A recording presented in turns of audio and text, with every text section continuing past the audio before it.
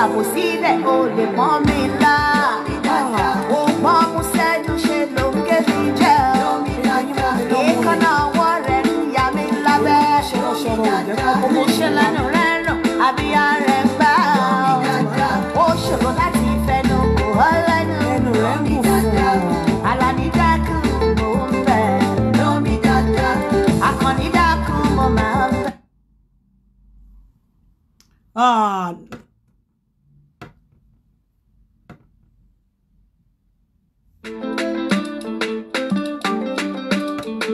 Yeah.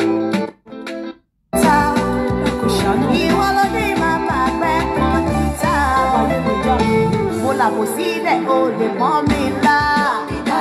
Oh, maman, c'est du chez l'homme que tu gères.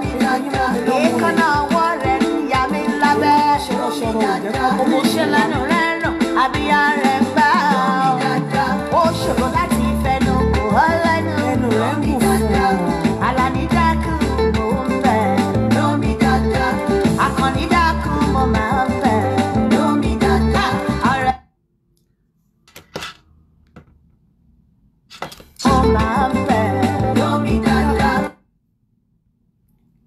You know what? You know what? Me o fake fierce in a group yeni. You should understand. I don't want that age.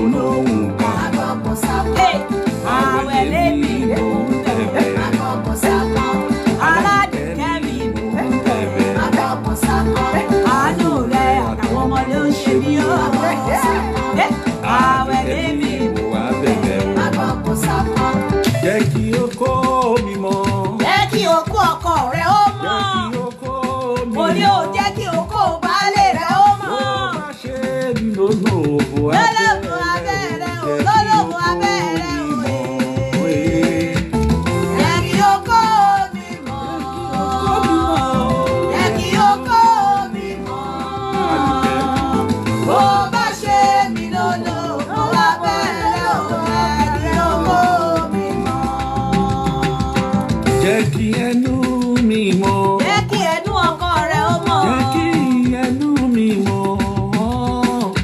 Bó bá ṣe mi mo nà mú àyà. Lọ́la mú aya rẹ̀ o. Lọ́la mú aya rẹ̀ o. Jẹ́ kí ẹnu mi mọ̀. Jẹ́ kí ẹnu ọkọ ó mọ̀. Jẹ́ kí ẹnu mi mọ̀. Bó bá ṣe mi lọ́la mú aya rẹ̀ o. Jẹ́ kí ẹnu ọkọ ó mọ̀. Alárẹ̀mú mi mo máa ń fẹ́. Lómi dáadáa. Aládìsá mi mo máa ń fẹ́. Lómi dáadáa. Ìwọ ló ní màmá lóko níta. Lómi dáadáa. Ìwọ ló ní màmá pẹ́pọ̀ níta. Lómi dáadáa. Alárẹ̀mú mi mo máa ń fẹ́. Lómi dáadáa. Àpèkẹ́ mi mo máa ń fẹ́. Mágbọ̀gùn sápọ̀. Aládìkẹ́ mi mo máa ń fẹ́. Mágbọ̀gùn sápọ̀. Àríkẹ́ mi mo máa ń fẹ́. Mágbọ̀gùn sápọ̀. Mo ti gbogbo sálẹ̀ kan ń ro mi. Mágbọ̀gùn sápọ̀. Mo ti gbogbo sálára ní mi ó. Mágbọ̀gùn sápọ̀. Àràgbáyà mú ya fún ọmú ó ń bẹ níta. Mágbọ̀gùn sápọ̀. Àánú àwọn ọmọ rẹ̀ ló mi ṣe mí. Mágbọ̀gùn sápọ̀. Àrẹ̀mú mi mo máa ń fẹ́. Lómi dáadáa. Alárẹ̀mú mi mo máa ń fẹ́. Lómi dáadáa. Alárẹ̀mú mi mo máa ń fẹ́. Lómi dáadáa. Ìwà ló ní màmá lóko níta. Ìwà ló ní màmá pẹ́pọ̀ níta. Bóyá yege mi jẹ lórí ọmọ wọn. Lómi dáadáa. Àrẹ̀mú mi mo máa ń fẹ́. Lómi dáadáa. Àrẹ̀mú mi mo máa ń fẹ́.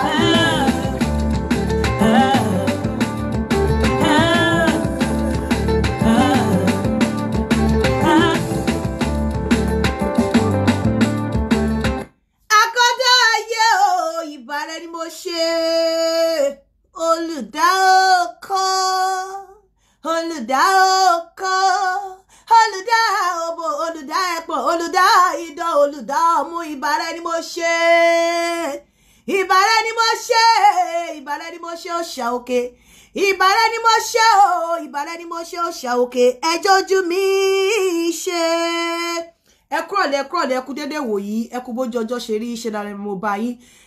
Kí tó máa bá ọ̀rọ̀ yìí lọ, tá bá rí ẹnikẹ́ni tó fẹ́ sọ̀rọ̀ nínú àwọn tó wà ní group Yinka TNT International tẹ́ fẹ́ pè wọlé láti sọ̀rọ̀ nípa ọ̀rọ̀ group yẹn. Ìwọ tó gbé red yẹn tó bá fẹ́ kí ìpọ́njú kó wọnú ayé ẹ, wálé mọ́lẹ̀ kíní kan mo fẹ́ wọ́n fún ẹni. Tá bá rí ẹni tó bá fẹ́ sọ̀rọ̀ nípa group yẹn, ẹ jọ̀ọ́ ẹ má hesitate láti pè wọlé láti sọ̀rọ̀ fún wa nípa group yẹn. Ẹ̀yin kan tí mo yọ nínú group yẹn ní èní èèyàn kan náà ni. Èmi ò fẹ́ irọ́, kò dẹ̀ sí bó ṣe lè ṣe pẹ̀lú mi. Hello?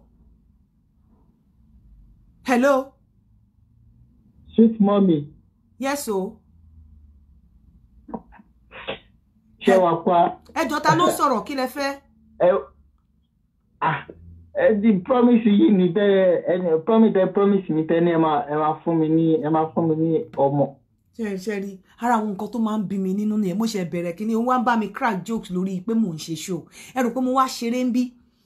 Now nínú group yẹn mo sọ fún yín pé ẹni tí ó bá ti ní discipline kò lè dúró nínú group yẹn.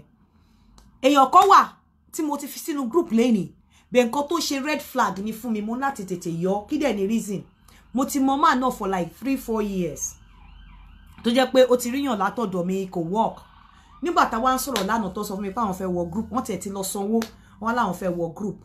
Àmú wá ní how old ni gan náà wá ní iye báyìí mo wá ní báwo lẹ ṣe máa jẹ́ iye báyìí nígbà tí mo mọ̀ yín 3 years ago iye báyìí ni kí n má bínú da iye báyìí ni mi. Mo ti fi wọ́n sínú group lẹ́nu mímí kọ́ tún ní kí n yọ wọ́n mo yọ wọ́n dànù pé ẹni tó kò tí ì wọlé tó parọ́ irọ́ tó ṣe kéré bẹ́ẹ̀ yẹn tó bá wọlé kí ló wá fẹ́ ṣe bí mo ṣe yọ nìyẹn tí n bá dẹ̀ ti rí wọn bá sọ̀rọ̀ mo ti pè wọ́n wọ́n gbé kọ̀ máa dá owó wọn padà fún wọn. So ẹnikẹ́ni tó bá fẹ́ sọ̀rọ̀ nípa group yẹn àǹfààní rẹ̀ láti sọ̀rọ̀. In tí mo sọ lẹ́ni mo sọ̀rọ̀ nípa okó ìtọ́jú àti ìgbéyàwó. Ẹ jẹ́ kí n sọ nǹkan kan fún yín lẹ́ni ó ṣeé ṣe ká ṣe show yìí tán káwọn èèyàn tún síta bíi eṣinṣin kó máa ṣe show kò kàn mí mi ò rẹ́ níbo alálàlálá in tó dùn yàn bẹ́ẹ̀ ni pé kéèyàn ṣe show fún ẹ kó má rí kó má fún ní attention kò tó òun ló pọ̀ jù.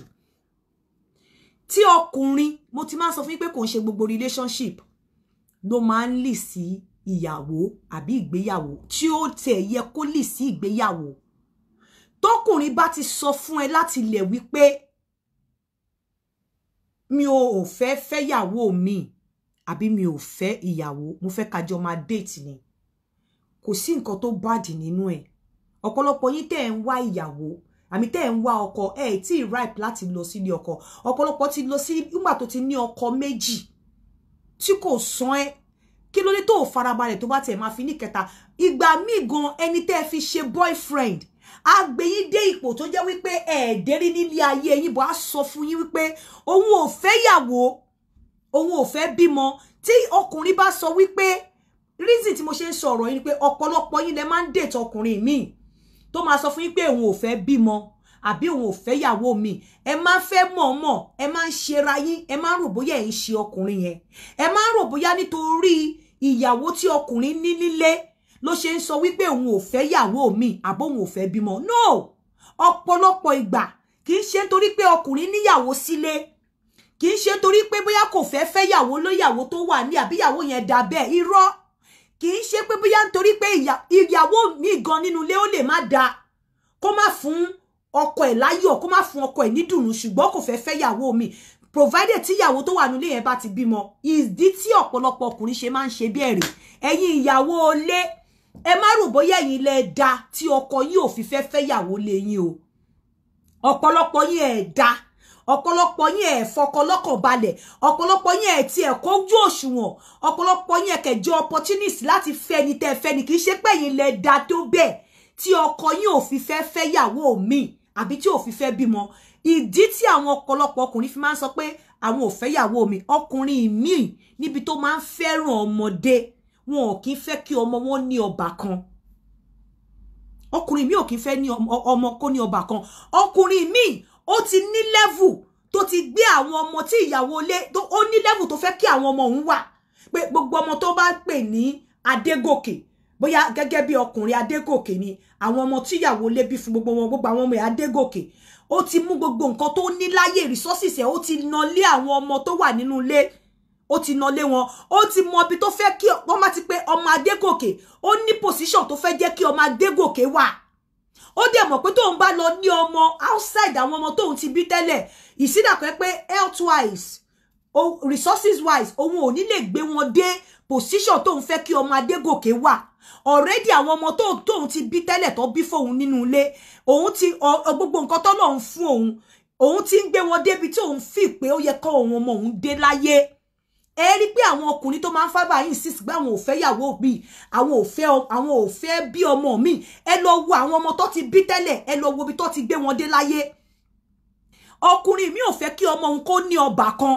Ọkùnrin mi ò fẹ́ kí ó mọ̀ pé resources òun ò lè gbé ọmọ òun dé ibi orúkọ tó ń fẹ́ kọ́ ọmọ òun jẹ́ mọ́ òun lára. A wá sọ fún wọn obìnrin, ó tiẹ̀ lè wá lówó tó lè fi gbé ọmọ yẹn débẹ̀, bọ̀ kó jẹ́ pé time tó fún àwọn ọmọ tó ti bí tẹ́lẹ̀ kò lè nírú time yẹn mọ́.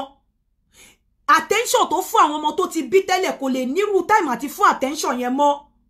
Gbogbo nǹkan tó ní láti fún àwọn ọmọ tó ti bí tẹ́lẹ̀ kò ní opportunity yẹn láti lè fún ọmọ mi mọ́. Ọmọ tó bá dẹ̀ jẹ́ orúkọ ọmọ lára, ó máa ń ní position kan tó máa ń fẹ́ káwọn ọmọ yẹn wà láyé, bọ̀ kò ní time tó lè fi fáwọn ọmọ yẹn ní irú quality of life bẹ́ẹ̀ yẹn mọ́. A wá sọ fún wọn tó meet, á lóun ò fẹ́ kó bímọ fóun o. A ní ṣùgbọ́n gbogbo nǹkan tóun bá fẹ́ lòun máa ṣe fún ẹ. Òun ò fẹ́ kó lóyún fóun, òun ò fẹ́ kó bímọ fóun, òun ò fẹ́ yàwó mọ́, òun ò fọmọ mọ́. Kì í ṣe pé yàwó ilé ẹ̀ ló dáa, torí reason tí ọ̀pọ̀lọpọ̀ yín ti fi sọ oore ńlá nù. Ẹ má rò bóyá tẹ́ bá fi oyún tá irú ọkùnrin yẹn bẹ́ẹ̀ yẹn pé ìyàwó tó wà nílé ẹ̀ṣẹ̀ bóbìnrin ni ó jẹ́ kémi náà lóyún. Ẹ ti bẹ̀ sọ oore ńlá nù. Á lóun ò fẹ́ yàwó mi, òun ò dẹ̀ fẹ́ bímọ mi. Gbogbo nǹkan téèyàn dẹ̀ ń ṣe láyé pátá nírú ọkùnrin yẹn máa ṣe fún ẹ. Á kọ́lé fún ẹ, á ra mọ́tò fún ẹ. Ìwọ náà máa wò pé á tún máa ṣe bẹ́ẹ̀ ni pé ó ti jẹ́ ọkọ ẹ, ṣùgbọ́n nǹkan tí ò fẹ́ ni wípé kò fẹ́ kó bímọ fóun torí kò fẹ́ káwọn ọmọ ní ọbàkan. Kò fẹ́ kó bímọ fóun, kò dẹ̀ fẹ́ kó jẹ́ ìyàwó òun torí pé the quality of life tó ti fún àwọn ọmọ tó wà tó ń bọ̀ bẹ́ẹ̀ tó ń bọ̀ kò lè fún ọmọ tó bá bí, kò dẹ̀ fẹ́ rú ọmọ bẹ́ẹ̀ ní sàkání ẹ̀. Nígbà tí wọ́n bá wá lóyún,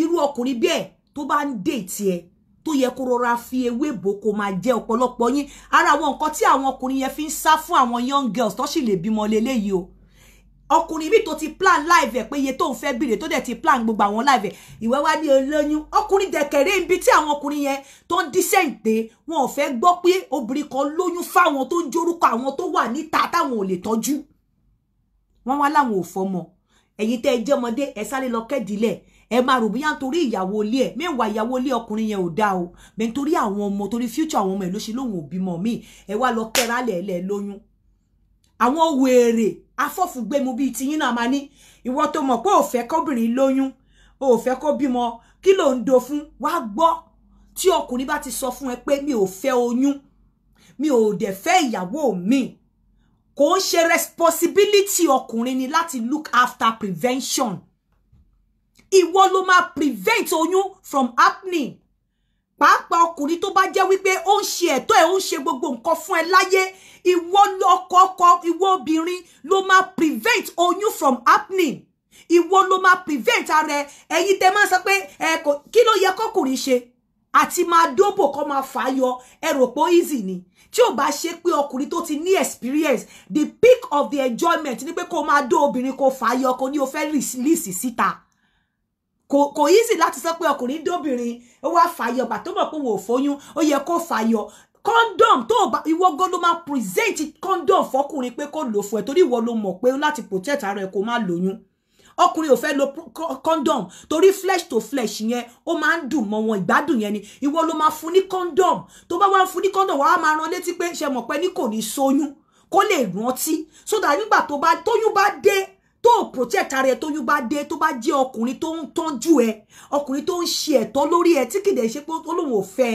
ó gbọ́dọ̀ jẹ́ kó mọ̀ pé olóyún kó tó get rid of it torí the moment ọkùnrin bá ti mọ̀ ọkùnrin tó sọ fún ẹ pé òun ò ní fẹ́ tó wá lọ sọ fún pé olóyún ọkùnrin tó sọ fún ẹ pé òun ò ní fẹ́ tó dẹ̀ ní ilé tí ilé ẹ̀ dúró tí ìyàwó ẹ̀ dúró tó tọ́jú àwọn ọmọ ẹ̀ tó lóun ò ní fẹ́ ó yẹ kó mọ̀ pé irú ọkùnrin yẹn wà responsible tó bá wá sọ fún pé olóyún pé ipò tiẹ̀ ti ṣẹ́ oyún yẹn ó sọ fún á sá fún ẹ two things tó máa fi sá fún ẹ ní pé number one á wò pé ẹ̀rí ọkàn á máa jẹ pé ó ti pààyàn because òun sọ pé òun ò ní fẹ́ ó yẹ kó protect ara ẹ number two á wò pé ìwọ tó ti ń lóyún tó ti ń ṣẹ́ that means pé o wà wise enough láti lè protect ara ẹ from oyún so ìjọ tí oyún bá máa dé tó bá lóun ò ní ṣẹ́ kò sí nǹkan tó máa ṣe sí òun dẹ̀kẹ̀rẹ́ kò fẹ́ kó ba yé òun jẹ́ torí pé ó ti sọ fún ẹ wípé òun ò fẹ́ ọmọ mi ó ti sọ fún ẹ pé relationship yìí gbogbo bí tó o bá fẹ́ gbé dé láyé òun á fà ẹ́ débẹ̀ ẹ wò ẹ má tanra yín o àwọn kan máa ní if you are not good to be somebody's wife you are not good for the person to fall o lè má jẹ́ somebody's wife ó lè má fẹ́ ṣùgbọ́n kó gbé ẹ débi tí ọkọ tó bá lọ fẹ́ gan tí ò lè gbé ẹ dé láyé àwọn ọkùnrin kan wà bẹ́ẹ̀ wọn ò fẹ́ láti fẹ́ bẹ̀ wọ́n á sìn ẹ dé ibi tẹ́rù ò ti ní bà ẹ́ wọ́n á gbé ẹ débi tó lérò láyé wọ́n á sọ ẹ́ di ibi dẹ́ pé láti ibẹ̀ tó bá mú ọ̀rọ̀ ìgbésí ayé ẹ lọ ó níbi tó máa dé láyé ẹ bọ̀ tó bá lọ di pé if you are not good to be his wife then I'm not good to clinical his bed ẹ má máa tọra yín wípé ẹ̀yin lè máa grace bed ẹnì kankan òbò ló pọ̀ jù tọkùnrin bá ti sọ pé wá gbogbo nǹkan tó bá fẹ́ ni mo fẹ́ ṣe fún ẹ o ṣùgbọ́n mi ò fẹ́ kó bímọ fún mi ì dẹ̀ fẹ́ fẹ́yàwó gbogbo nǹkan tó bá fẹ́ ni màá ṣe fún ẹ tó bá lóyún tó sọ fúnrú ọkùnrin yẹn tó lọ protect ara ẹ o máa bà relationship yẹn jẹ́ because ọkùnrin yẹn máa sá fún ẹ ó ti ṣe oyún yẹn o bẹ́ẹ̀ ó máa sá fún ẹ tó rọ́ mọ̀ pé ó ń bá bọ̀ nìyẹn ìjọ ńgbà tó bá ti lóyún àkọ́kọ́ tó ṣe tó ní òkèjì ṣé tó bá ní kẹta ṣé wàá ṣe ó máa sọ fún pé ò lè ṣẹ́yún ni nà òun dẹ̀kẹ̀rẹ́ kò fọmọ mi gbogbo oore tó wá ń ṣe fún ẹ yẹn ó wá dá dúró níbi tó dé yẹn ó dá dúró pẹ́m ayé ẹ bá bàjẹ́ torí gbà mí Ọlọ́run máa ń yàn bẹ́ẹ̀ gẹ́gẹ́ bí olùrànlọ́wọ́ fún yàn tí ò dẹ̀ rẹ́dì láti fẹ́ ẹ tí ò rẹ́dì láti fẹ́ ẹ bọ̀ wá jẹ́ kí n sọ nǹkan kan fún ẹ tí ọkùnrin bá ti sọ fún ẹ wípé mi ò fẹ́ oyún it is your nǹkan méjì ni ìsídà kó má gbà kó ní kálukú máa lọ́nlọ́ ẹ̀ kó má gbà láti déètì ọkùnrin yẹn kó máa lọ́nlọ́ ẹ̀ kí wọ́n náà máa lọ́nlọ́ ẹ̀ bẹ̀ tó bá ti gbà láti déètì ẹ̀ ó máa déètì ẹ̀ pẹ̀lú protection ìwọ ló máa protect ara ẹ̀ ní sọ pé kọkùnrin máa dó yín kó fàyọ kó rìlíìsì síta kò easy láti rìlíìsì síta ó easy for obìnrin because obìnrin release ìtalòbó wà ìtalòkó wà lóòótọ́ but ìwọ lè release síta ọkùnrin kó tó lè gbádùn kó tó lè dé peak enjoyment ẹ̀ ó láti release sínú òbò obìnrin so ìwọ ló máa fún ọkùnrin ní condom tó máa lò láti má release sí ẹ lára tó bá dẹ̀ wá release sí ẹ lára ìwọ ló máa lọ lo ògùn láti protect ara ẹ from oyún. It's not a man's responsibility.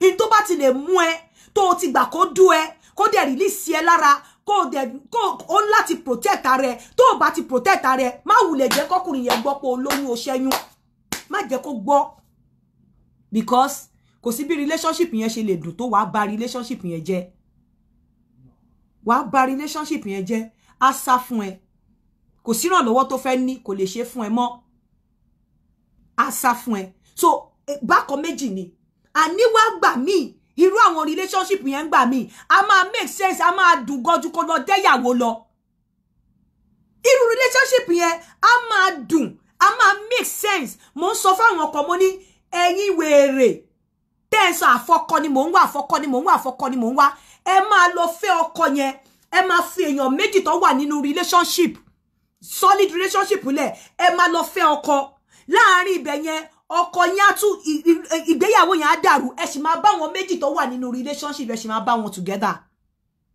kí mo máa sọ fún pé kò dìgbà tó kò ń ṣe gbogbo relationship ló máa ń lead sí marriage tó dẹ̀ máa ń pay àwọn couple tó máa ń pay wọn tí marriage yẹn máa ń pay wọn nígbà míì tẹ́ bá wà nínú relationship tó wà intact excuse me ta ló sọ pé ẹ lè wà nínú relationship kẹ́ dẹ̀ wà faithful síra yín ju gbà tẹ́ bá marry gan lọ tó wà intact tẹ́ dẹ̀ respect ara yín tẹ́ ń ríra yín bóyá tó dẹ̀ pé communication yóò smooth ó máa ń better ńgbà míì ju kẹ́ marry lọ nígbà míì tẹ́ bá ti di pé bóyá ẹ marriage báyìí wàhálà dé téèyàn kan bá sọ fún ẹ wípé báyìí ló ṣe máa ní pé òun ò lè fẹ́ mi ó kàn fẹ́ máa dó mi lásán ni dóyin lásán pé kí ni èlò náà ń tòbò ó fẹ́ máa dó ẹ lásán ó ra mọ́tò sí ẹ nídìí ó fẹ́ máa dó ẹ lásán ó fún ẹ nílé ó fẹ́ máa dó ẹ lásán ó dá ẹ lókòwò ó fẹ́ máa dó ẹ lásán ó set ẹ up ó fẹ́ máa dó ẹ lásán ìgbà tó ń dó ẹ lásán gan kí ló ṣe kí ló bù ẹ owó wo ló bù ẹ pa ládùúrú gbogbo orú ó fẹ́ máa dó ẹ lásán fẹ́ máa dó ẹ lásán ládùúrú gbogbo nǹkan tó ṣe yẹn ṣó dìgbà tó bá fẹ́ sílé. Àtúnkà. Má. Ẹ̀kọ́ lẹ̀ ṣe ẹ̀rọ tẹ́ ń sọ yẹn. Mo ní boyfriend kan bí báyìí èmi pẹ̀lú àtijọ́ wà 5 years. Ọmọ kan ló bí. Ó ní òun ò fẹ́ kí n bímọ fóun. Ó wá lóyún fún. Ó wá ní ká jọ lọ sí hospital àwa lọ bàyún yẹn jẹ́. Ó wá bú mi lọ sọ́dọ̀ doctor. Wọ́n wá fún mi ní oògùn pé kí n má lè lóyún nítorí pé kí ni owó lè má dà síta. Fóun gbọ́dọ̀ má dà sínú ẹ̀. Tẹ́bá nǹkan tí mo gé lára bọ̀bọ̀ yìí. Tẹ́bá nǹkan tí ilé mi tí mo kọ́ Nàìjíríà mo ṣàlàyé fún ó ní má wọ́rì ó ti bá mi ṣe gbogbo ẹ̀ pátá. Èmi pẹ̀lú ẹ̀jọ́ ń lọlé nínú kíní tó bá ti di January sí à ń lọlé. Ó ní mo wá ló ó gbọ́dọ̀ ṣe ó ní kì í ṣe pé òun ò lè fẹ́ mi. Ó láwọn òun ní picture fún ọmọ kan tó tó òun bí pẹ̀lú ìbò. Exactly. Ọkùnrin mi ò fẹ́ kọ́ ọmọ òun ní ọkọ fẹ́ kí àwọn ọmọ òun bímọ síta yàtọ̀ sí káwọn ọmọ òun kó jẹ́ pé ìyá kan bàbá kan náà gbogbo nǹkan ó máa ṣe fún ẹ. Gbogbo tẹ́bá nìkan tó wà fún mi ní birthday tẹ́bá ní ṣe àtọ́gbé tó gbé sínú sípálọ̀ mi mo ń wo pé àjẹkùjọ àwọn ṣé oníbẹ́ẹ̀dì yẹn tó pé oníbẹ́ẹ̀dì ó ti bá mi bìbí ẹ̀kọ́ òun máa máa ọmọ mi wá torí ọlọ́mọ púpọ̀ ni mí ó lóun máa máa àwọn ọmọ mi méjì wá. Now, anything tá àwọn mi bá fẹ́ wọ́n máa ń sọ wọ́n máa ń bí. Ẹ ṣé ìyá mi. Ó gbé mi gẹ́gẹ́. Ẹ ṣé ìyá mi. Ẹ jẹ́ kí wá sọ nǹkan kan fún yín. Èèyàn kan ní I have a question o. What if the woman does not have a child of her own? It's now ṣé orí irú àwọn ọkùnrin bẹ́ẹ̀ yẹn tó bá mú ẹ tó bá kọjá àyè ẹ time tó bá yẹ kó fọkọ máa sọ fún ẹ pé kó lọ lọ́kọ. And meanwhile ọ̀hún tí ẹ wá ta sí ọmọdé tí ò tí ì bímọ rí mọ́.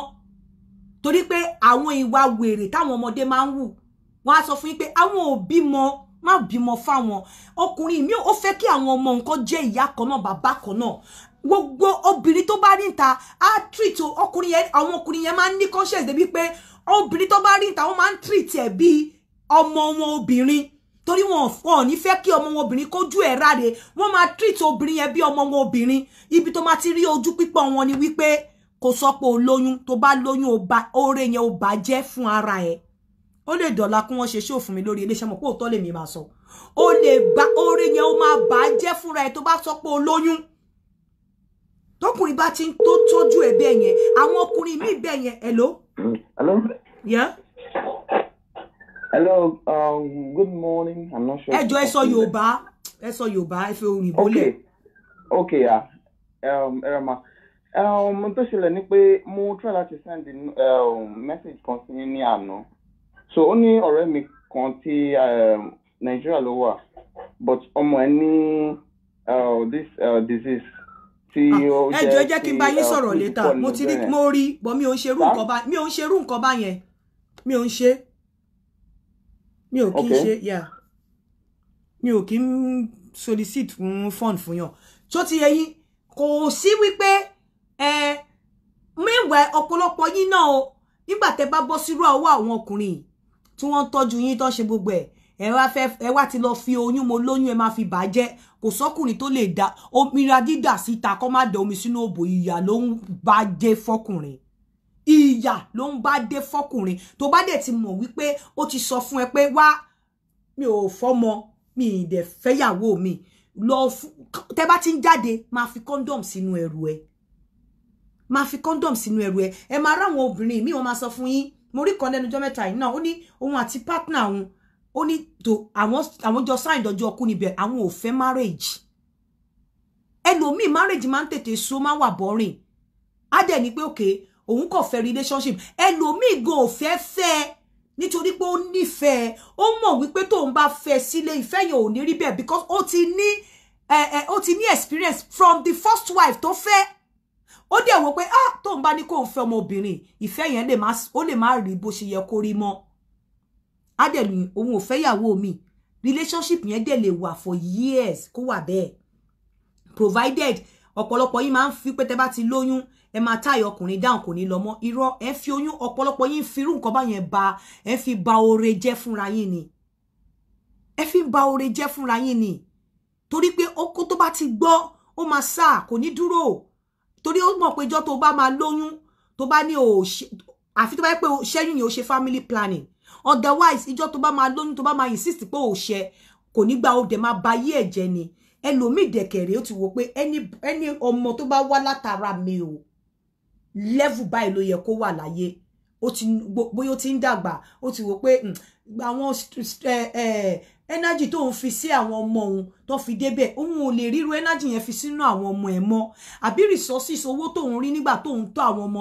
àwọn ọmọ ìyá ẹ̀ tó ń bí fóun nílé kò sí owó yẹn mọ́ ẹ má rò bóyá torí nǹkan tẹ́ máa fi ń ṣe tẹ́ fi máa lọ ń gbóyún wá pé ẹ lóyún ni pé ẹ má rò pé ìyàwó ilé nítorí ìyàwó ilé ni wọ́n ṣe fẹ́ bí ọmọ síta àbí náà ìyàwó ilé mi ò gbádùn wọn ò gbádùn kò ṣe nítorí tiwọn nítorí ọmọ ọkùnrin ní ọ̀pọ̀lọpọ̀ ìgbà lọkùnrin ṣe máa ń sọ pé òun ò bímọ míì kì í ṣe nítorí pé tó bá fi létí ìyàwó ilé á fẹ́ 5 6 lé bọ̀ nítorí ọmọ tí wọ́n bí ó ti ní level tó fẹ́ káwọn ọmọ yẹn wá ọ̀pọ̀lọpọ̀ ọkùnrin àṣírí wọn ni mò ń sọ fún yín yìí o ṣé wá rí ẹ̀yin ọkùnrin náà bẹ́ẹ̀ bá tiẹ̀ mọ̀ wípé ẹ fẹ́ pààyàn jẹ ẹ fẹ́ jọ dóra yín ni ó ní bẹ́ẹ̀ ṣe lè sọ kò ṣe pé kẹ́ máa sọ pé ìkànsìn mo yọ kúrò nínú group mi lẹ́ni mo expect pé kó pè mí bẹ́ẹ̀ kó pè mí because ó ti mọ̀ pé bóun bá pè mí wọ́n bá fi lé kinní kan nígbà tó ń sọ̀rọ̀ ọ̀rọ̀ nínú torí for anybody that needs coded oko I'm here ẹnì kọ́kọ́ mo kọ̀ wọnú group mo kọ̀ rí message yẹn bí mo ṣe yọ kúrò nínú group nìyẹn mo dẹ̀ fohùn lẹ̀ pé ṣẹ́rí rísì tí mo ṣe yọ lágbájá leléyìí o tabarẹ́ lómi tó tún ṣe bẹ́ẹ̀ you are on your way out o bá fún mi ní £1 million máa yọ ẹ́ torí pé bó bá tiẹ̀ jẹ́ pé lóòótọ́ ẹ mọ̀ pé fẹ́ dóra yín ni ẹ mọ̀ pé fẹ́ gbádùn ara yín ni ẹ lè máa sọ fóbìnrin kẹ́ ti máa sọ fóbìnrin pé for the woman tó ń chat pẹ̀lú for the first time pé I'm a married man o coded o kó kíní kan ṣe coded kíní kan you can't be saying that ẹ láti ẹ̀ ti kò sọ̀rọ̀ pé obìnrin ló wáyé ìyá o Àríyìíkẹ́ ọmọ ọlá kí là ń sọ tẹ́ fi sọ pé obìnrin ló wáyé ìyá kí lobìnrin wáyé ìyá mo ní tóbìnrin ọkùnrin kò ṣe dandan ọkùnrin bá lóhun ò fẹ́ òun ò bímọ òun ò fọ́mọ òun kò fẹ́ máa tọ́jú ẹ ó dẹ̀ ń tọ́jú ẹ tó bá ti mọ̀ pé kò ṣe pé tó bá ti mọ̀ pé ó fẹ́ gbà ìwọ ló máa protect ara ẹ o lè ní kọkùnrin máa rọ àtọ̀sóbù ẹ o lè ní pé kó dú ẹ kó máa fàáyọ àti fàáyọ kò easy àti fàáyọ ní tẹ̀mí ẹ kò easy láti fàáyọ peak of enjoyment tí wọ́n ní ẹ kò easy láti fàáyọ tabarọ ọkùnrin tó fàáyọ ọkùnrin yẹn láti jẹ́ pé ó ní experience gidi tó dájú kó ìgbà míì gan máa rò pọ́n ti fàáyọ díẹ̀ tó lè di oyún ó ti já sínú ẹ̀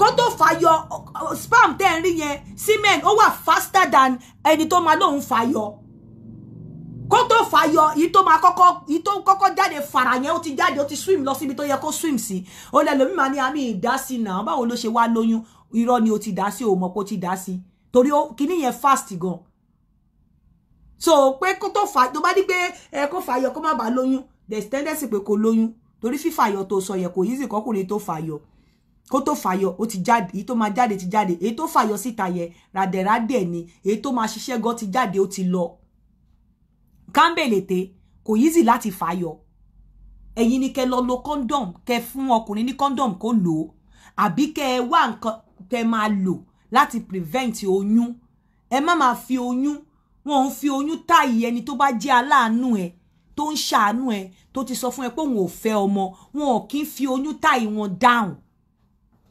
wọn ò tiẹ̀ kí ń sọ fún o ò tiẹ̀ ní sọ fún pé olóyún gan bó bá fẹ́ lọ ṣẹ o ò ní sọ fún torí tó bá sọ fún ó máa discourage ẹ ó lè má fẹ́ rí ẹ mọ́ gbogbo àánú yẹn á stop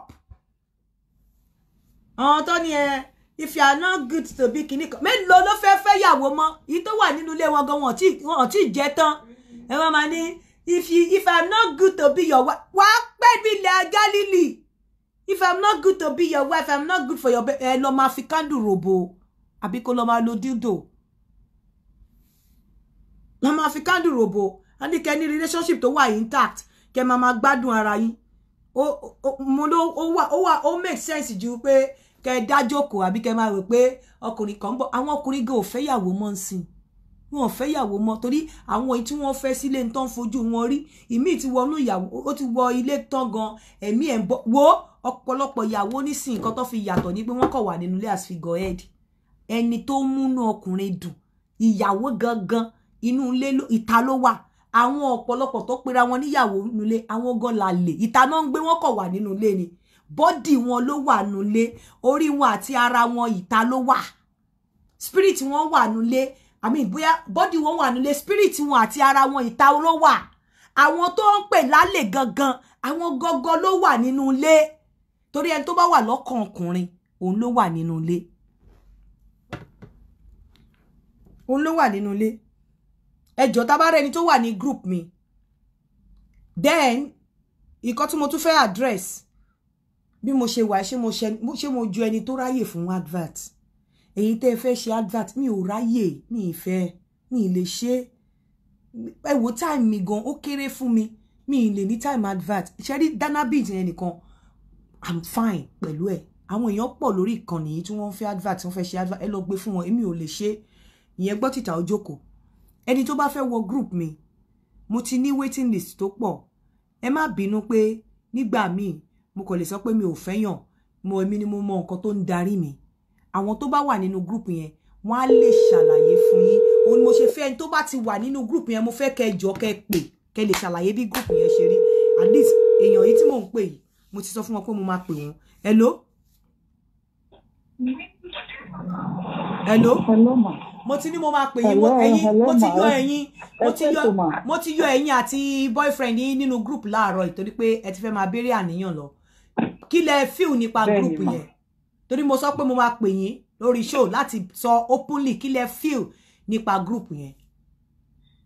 ẹ wọ ẹni tí mo like group yẹn gan nítorí at least ẹ bá pe anybody to chat yìí tẹjọ sọ̀rọ̀ ẹ bá ẹ rí face to face ẹni tó wù yín lẹ máa mú then at least it's a mature group so majority wa ta wà ń bẹ̀ we talk maturely so mo dey like it at least ẹni tí mo yàn mo like it nítorí wá tó wá funny ni pé ṣe o pé 50 calls ni mí wọ́n sọ fún yín pé mi ò like young guys, but anything more really, he is so mature gan tí mo fi like it. Lè believe pé lóòrùn ta pè yín yẹn a sì jọ ríra wa ní 3:30 a.m.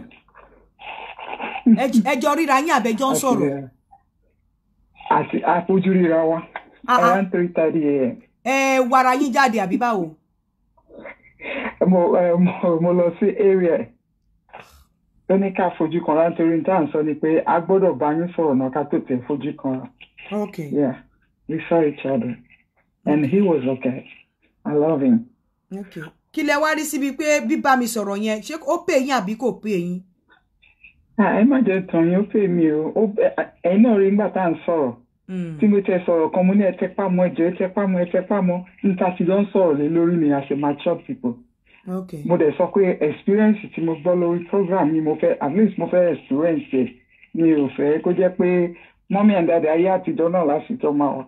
So I'm so happy. Ẹ jẹ́ kí n gbà ṣé mo lè pa wọn náà sí? Yes, mo ti send the program yẹn sí ẹ̀dẹ̀ lè pé. Okay. Òun gbọ́. Jẹ́ kí n wo bí àmọ́ lè rí pé.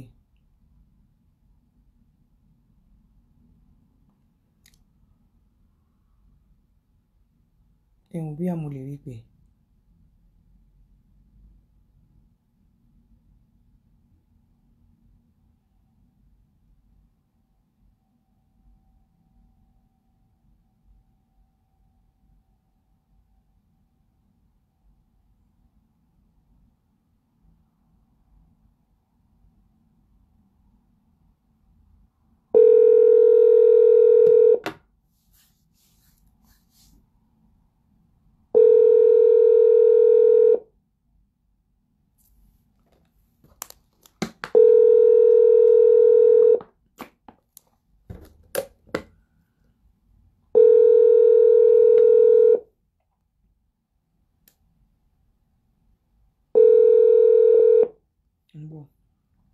Wọ́n lè pè mí fúnra wọn.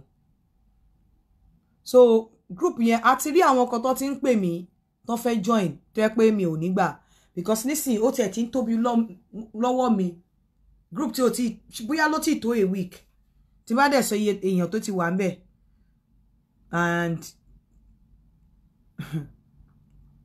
tí bá sọ iye èèyàn tó ti wà ń bẹ̀ tí ó ti tó a week àwọn èèyàn tún lọ nìyẹn o àwọn èèyàn tún ń bọ́ta níbẹ̀ àwọn tó ti meet ara wọn wọ́n ń bọ́ta níbẹ̀ wọ́n ń bọ́ta níbẹ̀ ni o.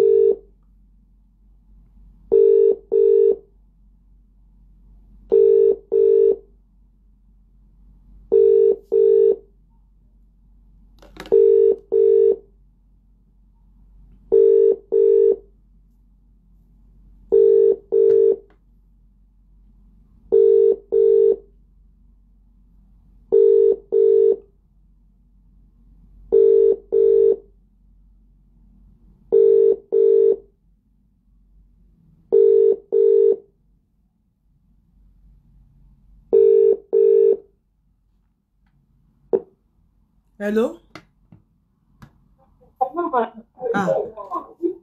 Mo ti sọ pé mo máa pè yín tí bá ń ṣe show kí lẹ feel nípa group yẹn den kí ló ṣẹlẹ̀ lẹ́nìí. Ẹ ká sọ máa ó wá fún pé bọ̀bọ̀ tó ń ṣàtìmí ó ń ṣàtàwà méjì pọ̀ nínú group ó dẹ̀ ti tó bí ó wá ní kí ó ní ká ríra ó jà ní ẹ jẹ́ ká ríra mo ní no kó jẹ́ ká follow procedure kó jẹ́ ká pe sísá Yínká ó ní no ó ní kí n jẹ́ ká ó ṣàǹtẹnumọ́ sáàdé jẹ́ ká ríra kò ní sísá Yínká àṣọmọdé mọ́ need àtúntò ìwọ mo ní no mo ní mi ò desperate o nǹkan tẹ́mi kò rí bẹ́ẹ̀ ni àti àwa obìnrin need àti desperate pé ó di dandan ká ṣe nǹkan lẹ́yìn because àwọn ọkùnrin wọ́n fọ́ nìbákan ẹni tí wọ́n máa jẹ lọ tó máa tún lọ mú mi ní nǹkan tí wọ́n ń try àti ṣe. Kí lẹ̀yin wá rí sí security group yẹn àti bí wọ́n ṣe. mo really like effort yín lórí group yẹn mà in fact ẹ kú iṣẹ́ takuntakun lórí ẹ̀ if not pé bẹ́ẹ̀ ṣe ń bá wa ṣe àwọn ọkùnrin yẹn á sì mi mọ bí máa ṣe iṣẹ́ gidi lẹ ṣe lórí group yẹn.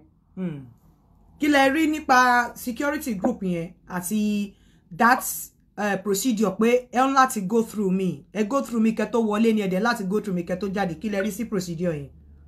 That is in fact fantastic new, to be honest. To be honest, I feel àwọn obìnrin tó bá fẹ́ ẹ má bínú tó bá fẹ́ fòbò wọn jó kífà nìkan ló kù o. Because bẹ́ẹ̀ ṣe wọ́n fa àdìsí wa pé a ní láti jẹ́ kán ẹ ní láti jẹ́ ká kán tẹ̀ mọ̀ ká tó di pé kíní is a very good idea ma. Mo fẹ́ pé ẹni tí mo fi kó jẹ́ ọmọ Ìgbò tó ti chat mi lénìí. Ẹ jẹ́ n fi ní ẹ ṣeun. Mo fẹ́ pé ọmọ Ìgbò kan tó chat mi ó ní this is just ó ní message to send sí mi ni o. Hello ma, I have been observing and I must say your real life is what you portrayed online. You are so organized and matured ma. Protecting women image is 100% from you and God bless you ma. Even if I didn't see anyone from the group, which I believe I will, but I appreciate your record keeping and discernment spirit. Mi ò gbà. Ọmọ yìí mo fẹ́ pè. Mi ò gbà. Kò sí bó ṣe fẹ́ ṣe. The security of that group kò sí bó ṣe fẹ́ ṣe. Kò sí bó ṣe fẹ́ ṣe. O lè wá ẹ lè wá lọ kí relationship yín máa work. Kó wá padà wá pé o fẹ́ wọ group. Ó máa sanwó mi dẹ̀ ní gbowó mi lọ́wọ́ ẹ̀ until tí n bá ti bá the other lady sọ̀rọ̀ pé okay ẹjọ́ agree pé kò work ni pé wá méyàn kan lọ́dọ̀ wá rò kó máa padà wá wọnú group kó lè ṣẹlẹ̀ àbí bóyá o fi pé o máa ṣe lọ́ndà jí mi ò ní mọ̀ kò lè ṣẹlẹ̀ bí mo ṣe group yẹn kò lè ṣẹlẹ̀ ṣé bí mi mọ̀ pé wọ́n èèyàn ẹ wò èèyàn kan ló send kíní sí mi mo ń bọ̀ ó send picture ó ní èèyàn kan ló sọ nínú group ó ní good morning if you need any coded oko in London kindly reach out to kinikan mi ní dárúkọ ẹ̀ èèyàn kan wá dá lóhùn pé please we don't need coded oko over here we need kinikan responsible blah blah blah blah èèyàn kan ló screenshot kíní yẹn tó gbé fún mi ṣẹ́rí bí mo ṣe rí báyìí ẹsẹ̀kẹsẹ̀ ni mo delete bọ̀bọ́ yẹn dànù nínú group mi ì gbà rárá ẹsẹ̀kẹsẹ̀ ni mo delete ẹ̀ nínú group I don't care o bá san 1 million fún mi mo ti fi ìlú tí ò bá sófin ni kò ṣẹ̀ṣẹ̀ òfin wà this is bí mo ṣe fẹ́ ṣe lélẹ̀ so tó o bá dẹ̀ ti abide by it ó dàbí pé kéèyàn kan lọ send òbò àbí send ẹpọ̀n àbí send ọmú sínú group yẹn ó máa kúrò ńbẹ̀ tó bá send even message tí ò make sense sínú ẹ̀ ó máa kúrò ńbẹ̀ ó máa kúrò ńbẹ̀ message tí ò make sense ó bá send ẹ̀ sínú group yẹn ó máa kúrò ńbẹ̀ tí n bá lọ rí ó máa kúrò ńbẹ̀ tó bá mo bá pé o fẹ́ dó àwọn obìnrin mi ní kó má dó obìnrin but don't come and be sounding bíi pé ó wá mú obìnrin ní brothel it's not going to happen not in that group. Hello ìyá mi. Ma. Ẹ wà live o kí lẹ rí sí group yẹn mo ti delete bọ̀bọ́ yẹn o. Mo rí in fact I'm so impressed inú mi dùn gan because ọ̀rọ̀ yẹn ti pọ̀ jù no kì í ṣe pé àwa ṣe àti kí n ṣàròbó nítorí pé group yẹn bẹ́ẹ̀ àǹtí nǹkan mi ì gbọ́dọ̀ tàn yín ó gbé a lot of stress kúrò lára mi. tí ó bá yín sọ̀rọ̀ kẹ́ ẹ tó hard mi mo ti fẹ́ wà depressed.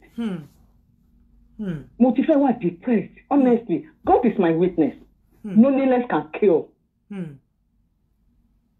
Honestly I'm very happy gbogbo bí táwọn ọmọ yín bá yá sí pátápátá náà máa pàdé aláàánú àṣẹ Olódùmarè Ọlọ́run máa túbọ̀ fún yín ní ọgbọ́n ìmọ̀ àti òye ọpọlọ yín ò ní dọ́bà àǹtí nǹkan ẹ mọ nǹkan tẹ́ ẹ ṣe fún mi báyìí lè ṣe fún mi lẹ ṣe fẹ́ lò mí Ọlọ́run dẹ̀ rí inú mi bí mo ṣe ń sọ̀rọ̀ Ọlọ́run rí inú mi kàn ń dùn ni èmi náà báwo lẹ ṣe wá rí bá ṣe very very happy báwo la ṣe wá rí bá ṣe organize group yẹn bí mo ṣe organize security wise discipline. Very fantastic bẹ́ẹ̀ ṣe máa ń wá bá wa sọ̀rọ̀ yẹn bẹ́ẹ̀ ṣe ń bá wa sọ̀rọ̀ gbogbo bí tẹ́yìn ẹlòmíì obìnrin náà ronú dé in life ẹ̀hún lẹ fi ń sọ̀rọ̀ fún wa fẹ́ ìbámọ̀ ibi tá a ronú dé rárá nípa ọ̀rọ̀ ọkùnrin òun lẹ fi ń sọ̀rọ̀ fún wa nínú ibẹ̀ yẹn I'm really impressed Ọlọ́run dẹ̀ rí mi inú mi dùn gan honestly. But she feel secured.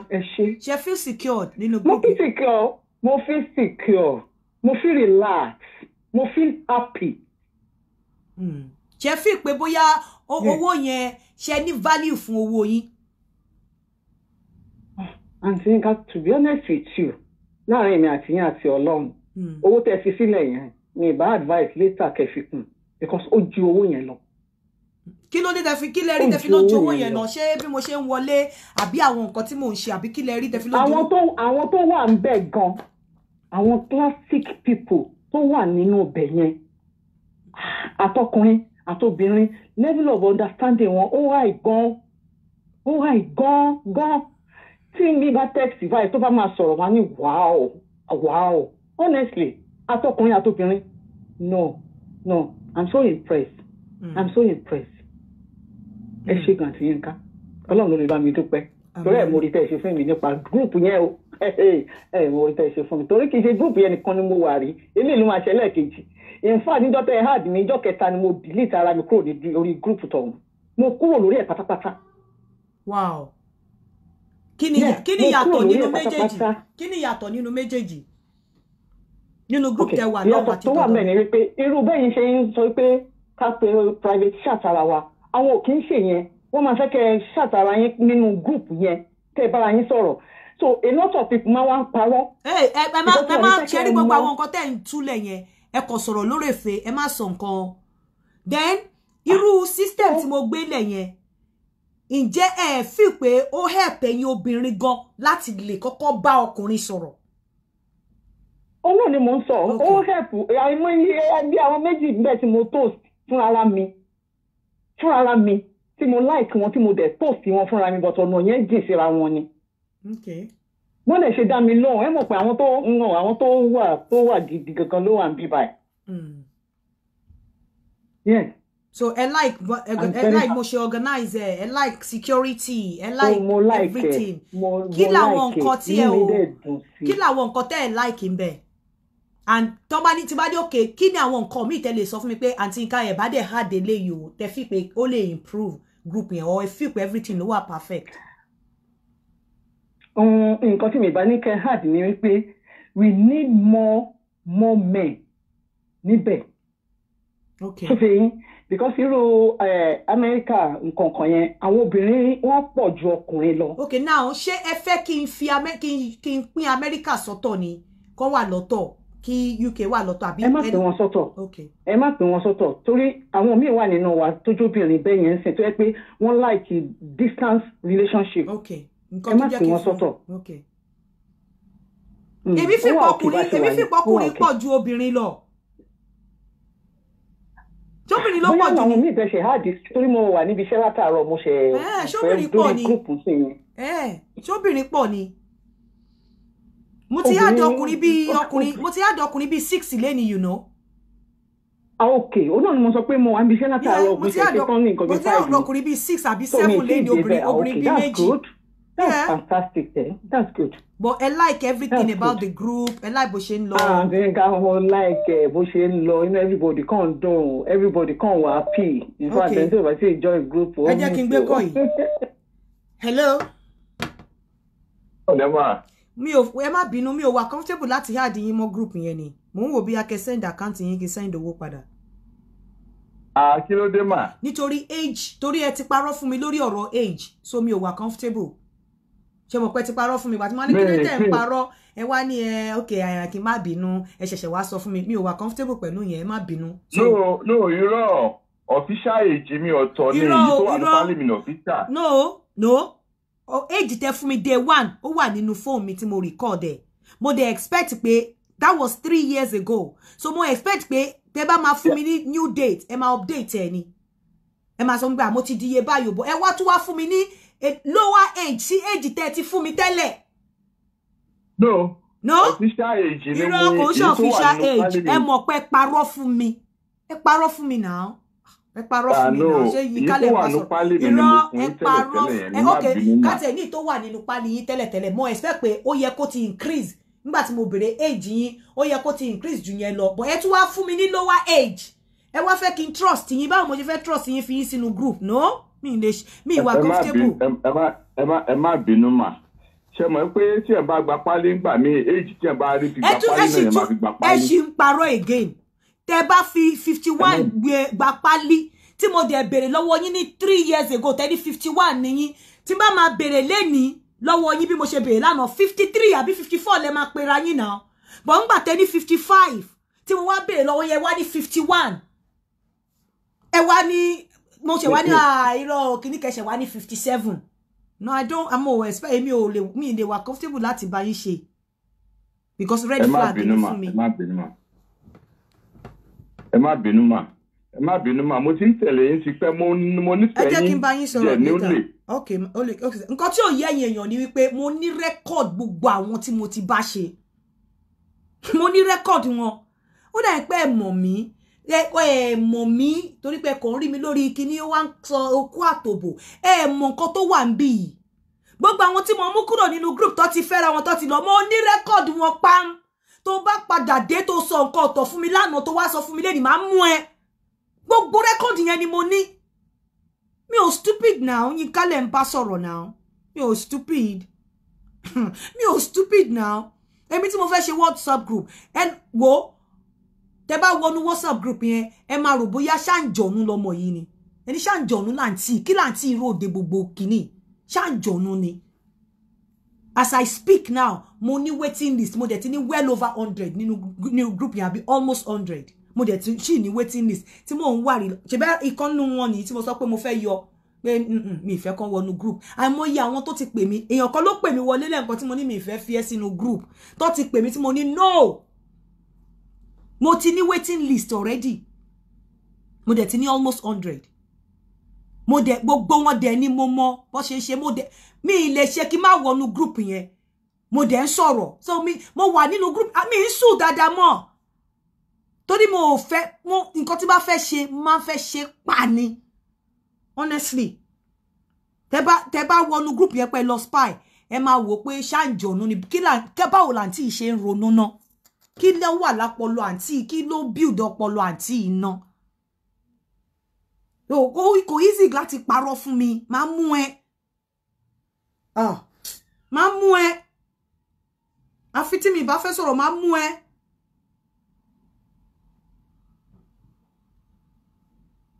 kò easy láti parọ́ fún mi máa mú ẹ ṣáá ni àfi tí bá kàn fẹ́ wú ẹ pé ó máa bá tiẹ̀ lọ má wọ̀rí máa bá tiẹ̀ lọ má wọ̀rí mo ní record mo ṣe sọ báyìí mo ní èjì yín kọ́ nìyẹn náà èjì yín lélẹ́yìn náà ó yẹ by now ó yẹ kí ẹ ti jẹ́ èjì báyìí náà ni ẹ má bínú báwo mo yẹ fẹ́ ẹ má bínú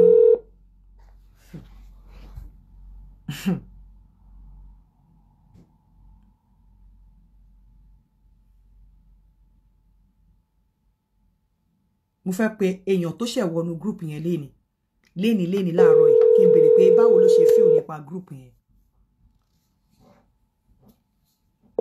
àárọ̀ yìí ló ṣẹ̀ wọ hello sister ẹ má dárúkọ yín o ẹ má dárúkọ yín o ẹ dẹ̀ wà live báwo lẹ ṣe feel àárọ̀ yìí kọ́ lẹ wọnú group yẹn àárọ̀ yìí ni mo fi yín síbi àbọ̀sán yìí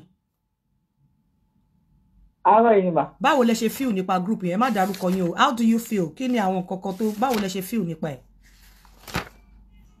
Oh, it's a very interesting and exciting group, man. Báwo lẹ ṣe feel? There, yeah. There's communication going on inside the group, and it's so exciting. Security wise, even more than what? Security wise, protection wise. Oh, okay. Go test tomorrow. No, everybody, yeah. Everything is secure. That go send tomorrow, and it's even good for interaction if you are depressed and everything. You see someone to talk to. That is that is it. Ṣé ọ̀rọ̀ nu group yẹn náà ló ń pa yín lẹ́rìn báyìí. Ṣé ìjọ send oko òbò ẹpọ̀n sínú group. Now, ṣé ẹ̀dẹ̀ wá enjoy ẹ̀ without gbogbo blue film. Exactly. It's fun, yeah. Ṣé ẹ ń gbádùn bí mo ṣe ń wọlé bí mo ṣe ń sọ̀rọ̀ from time to time. Yeah, and yes. And then over some because so offensive. I saw you removing a lot of people. Exactly. She like decorum tó wà no group yẹn. I like discipline tó wà ńbẹ̀. Bẹ́ẹ̀. She feel comfortable láti wà ńbẹ̀.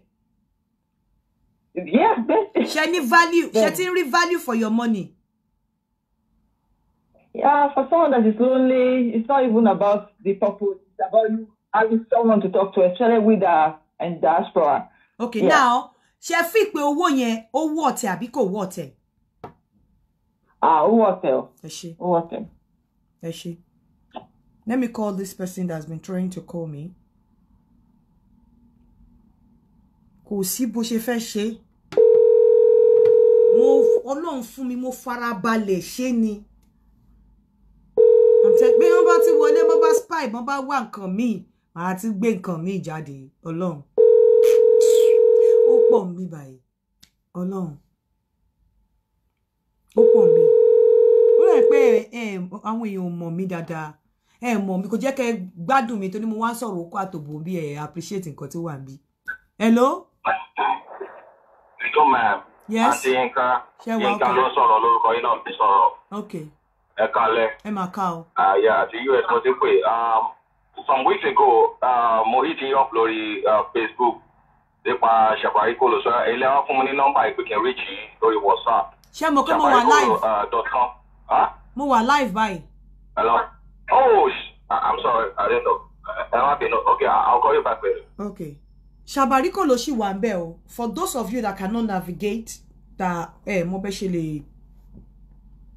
ṣe lè navigate lórí Shabari Kolo. Ẹ̀yin ẹ lè wá join the other one. But otherwise, Shabari Kolo is still there for people that can navigate, and you have more time to spend on Shabari Kolo. Unlike eléyìí, maximum of 3 weeks. Nìyẹn láti wà lórí ẹ̀.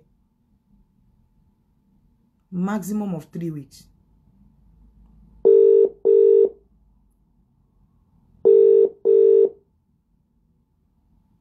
Pé ní no ṣe join group yẹn dé ni.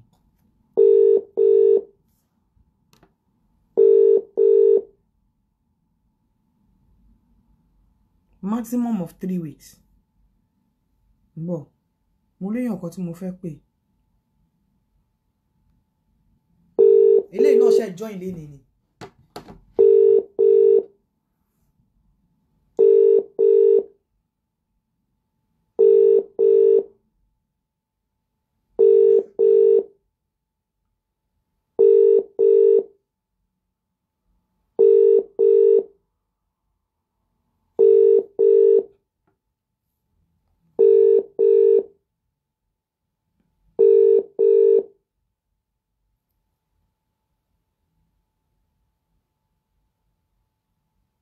Bo.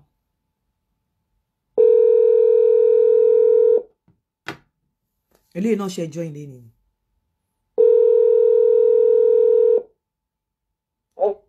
Hello? Ma. Ó dà pé èní ìkọlù ṣebí èní ni mo fi yín sí group. Bẹ́ẹ̀ ni ṣebí mi lẹ pé 2 o'clock lóru wa. Bẹ́ẹ̀ ni ma. Not too much information, ẹ má dárúkọ yín. Mo fẹ́ bèèrè lọ yín pé báwo ni group yẹn ṣe gbádùn ẹ̀ ṣe like ẹ̀ wà live. Ṣé tí ìwọ mo wà ń biṣẹ́. Okay. Tí ìwọ bẹ̀, okay. Bẹ́ẹ̀ mo. Okay. Mi tí ìwọ bẹ̀ rárá. Okay. But ẹ ti wà ń bẹ̀ dọ̀. Okay, ní náà lélẹ̀ ìwọ bẹ̀. N kò fẹ́ mọ̀ bó ṣe feel nípa group náà ni.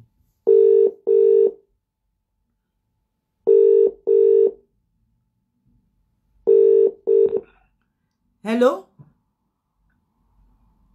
Ẹ má pariwo, ẹ má dẹ̀ dárúkọ yín. Ẹ ti gbà wo ni mo fi yín sí group náà? Àná, ó dẹ̀ wá àná ni.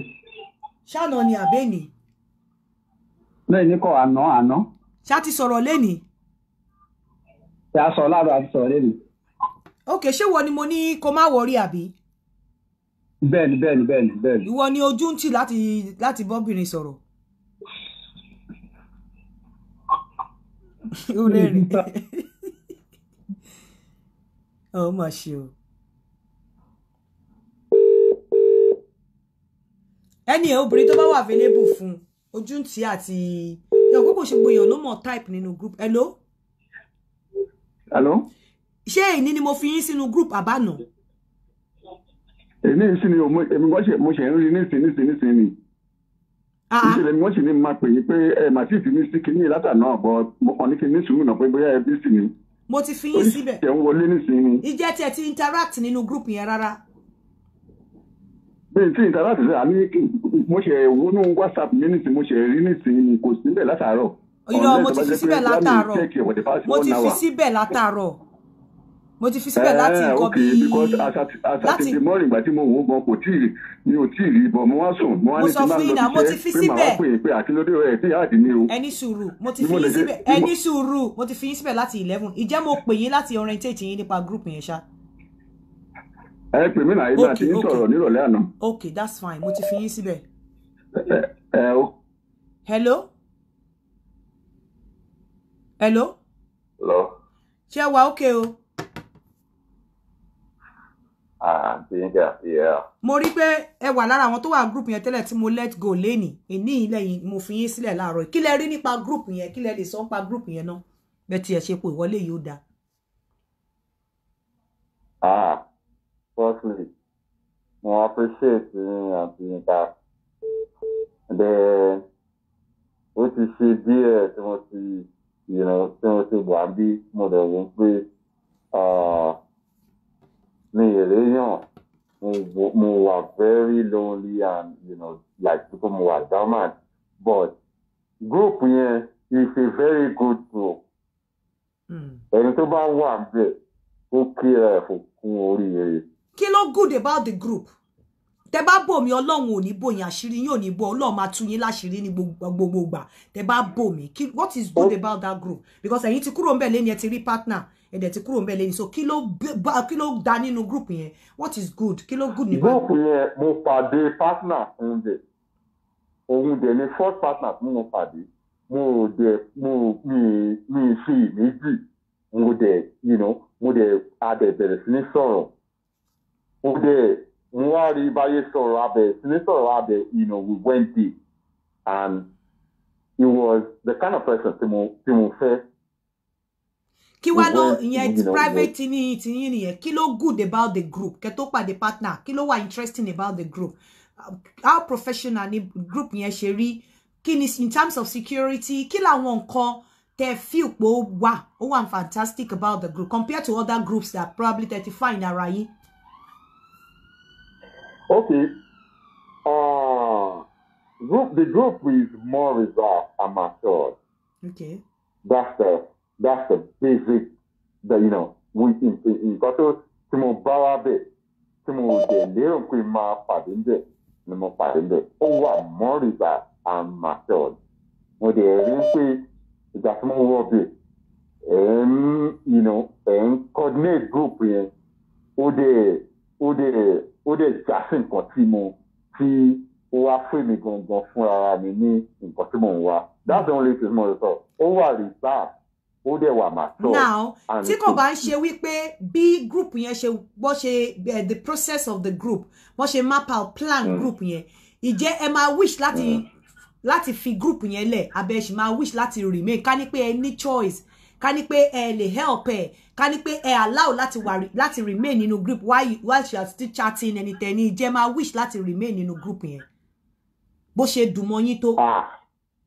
Bó ṣe dùn mọ́ mi tó màá wish láti wà ń bẹ̀ o màá yìí wish láti wà ń bẹ̀ but just because mo ti rí nǹkan tí mò ń fẹ́ I will have to go. So what do you miss about the group? Kí lẹ miss nípa group yẹn? Maturity. Lẹ miss nípa yẹn? Maturity. When you say maturity, like kí ni nǹkan tẹ́ miss? Maturity in terms of bó ṣe ń communicate pẹ̀lú ara yín, or maturity in terms of security, or maturity in terms of the way I come in and out to speak about you, to speak with you in the group? The way you coordinate the group. Firstly, the way you coordinate the group. You are always coming back and forth to coordinate the group and put people, put people in check. Like, hey, this is it. This is our group. This is what we want. This is, then every other thing fall in place. if you know if a group tí máa recommend fún ẹni tí. ẹ má recommend ẹ for everybody o mi ò lágbára o ẹ̀yin náà ẹ rí wàhálà tó wà nínú group yẹn ẹ rí bó ṣe mo ṣe ń coordinate ẹ no mi lágbára o no recommend ẹ tó bá wà ńbẹ̀ kó count ara ẹ lucky but don't recommend it for everyone mi ò lágbára ẹ mi nísìnyí I have almost 100 mo dẹ̀ ní waiting list mi lágbára ẹ you are a good coordinator and keep the good work. I'm gonna appreciate it. Ẹ ṣé o, congrats. More appreciate Signal and Twitter.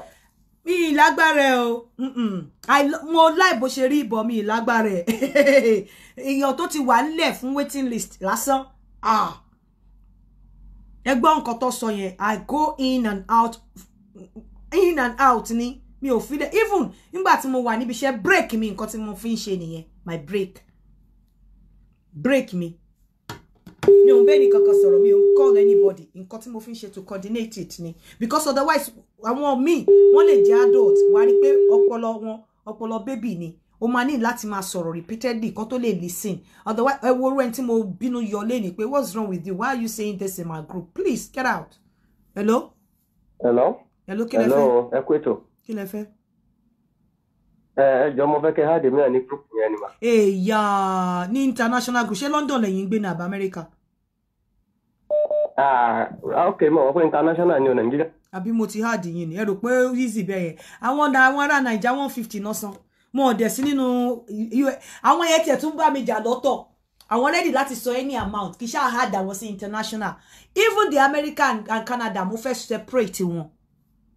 Ẹ gbọ́ pé àwọn èèyàn kan ló pè wọlé pé no I shouldn't separate mo fẹ́ separate wọn. Wọ́n ṣe wàhálà kékeré ni mo ń ṣe fún group yẹn o òótọ́ ni mo ń sọ fún yín it's not something that ó lè dùn wọ̀ but ló ń ṣe wàhálà kékeré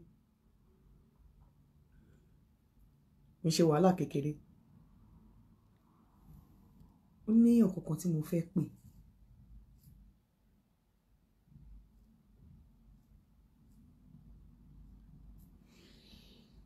Kí n tó máa lọ kò ṣe wàhálà kékeré o bí mo ṣe coordinate group yẹn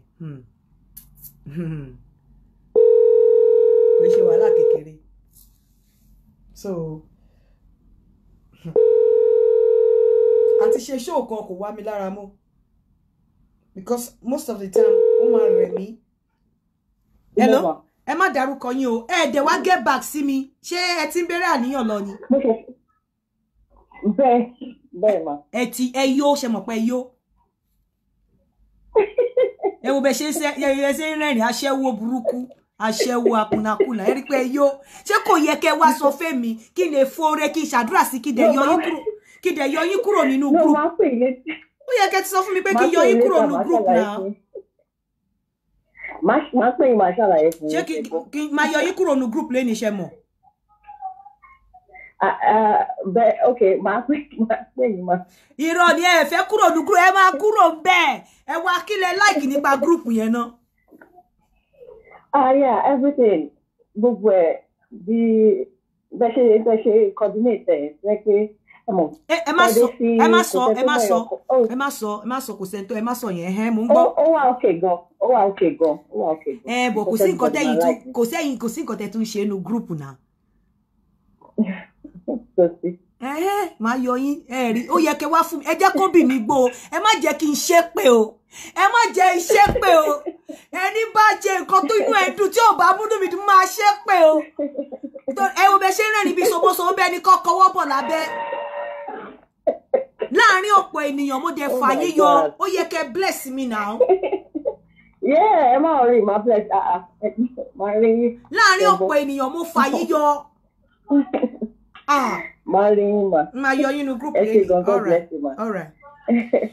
The essence ni wípé ẹni tó bá wà ní Naija tó lè san irú owó yẹn tó dẹ̀ ní àwọn requirements àwọn nǹkan tí mo béèrè obìnrin abroad máa fẹ́ torí ọ̀pọ̀lọpọ̀ àwọn tó sanwó fún mi wọ́n ní visa UK lórí párí wọn wọ́n ní visa America lórí párí wọn wọ́n lè travel everywhere so wọ́n obìnrin abroad ready láti fẹ́ wọn. Ẹ̀yin obìnrin tẹ́ wà lábroad mo sì ní wọn lọ́wọ́ tó jẹ́ àwọn Nigerian men.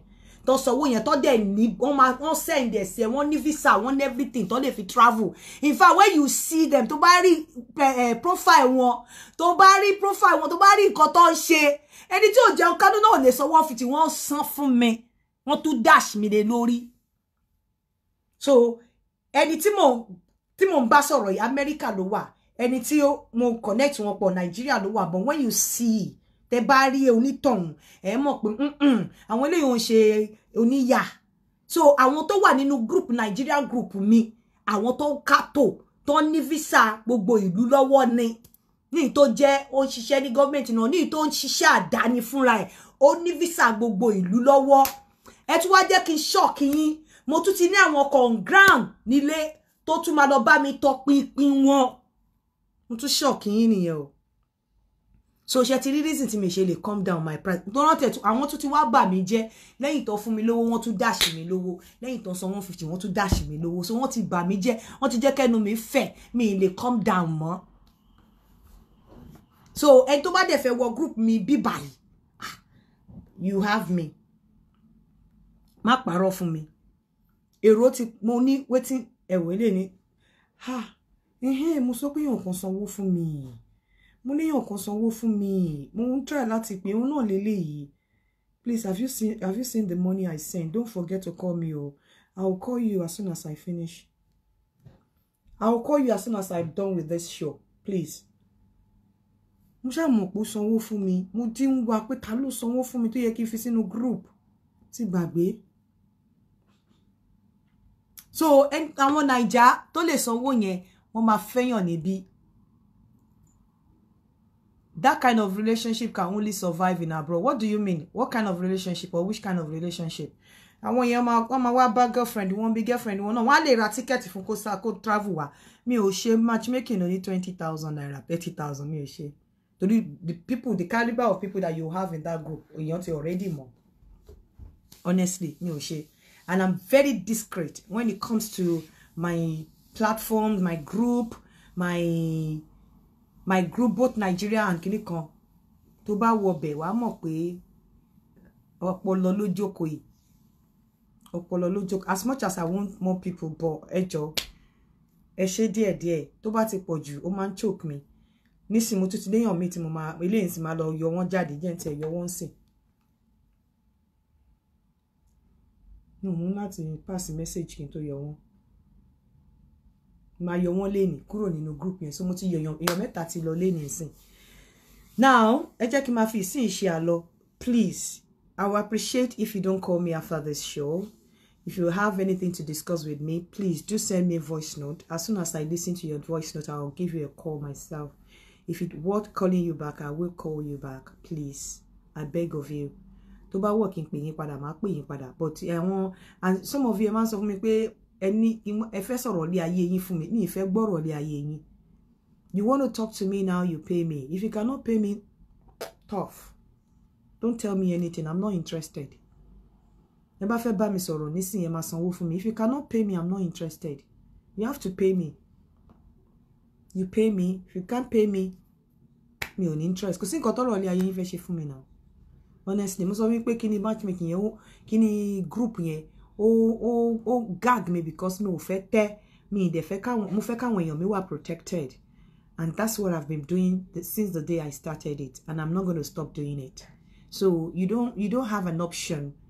You don't have a choice than to be blunt, to be truthful, you know, with me. Otherwise, ma mú ẹ tí má dẹ̀ mú ẹ bá san 1 million fún mi máa yọ ẹ́ kúrò nínú group.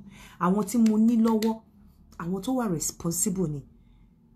Àwọn tó wà responsible. I can't afford to even drop the price. Àfi tí bá máa hike price yẹn. So ẹ jẹ́ kí n máa fi sí ìṣàlọ́. Ẹ má gbàgbé ilẹ̀ Dana Beat. Ó ṣì ń ta wàràwàrà. Ẹ kọ sí mi tẹ́ bá fẹ́. Shabarikolo náà dẹ̀ ti wà ńbẹ̀. But if you want to have personal contact with me, the best thing is to join the Yinka International Group or Yinka Nigerian Group.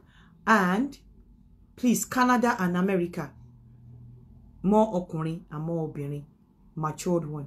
Ẹ ṣé, ó dàbọ̀.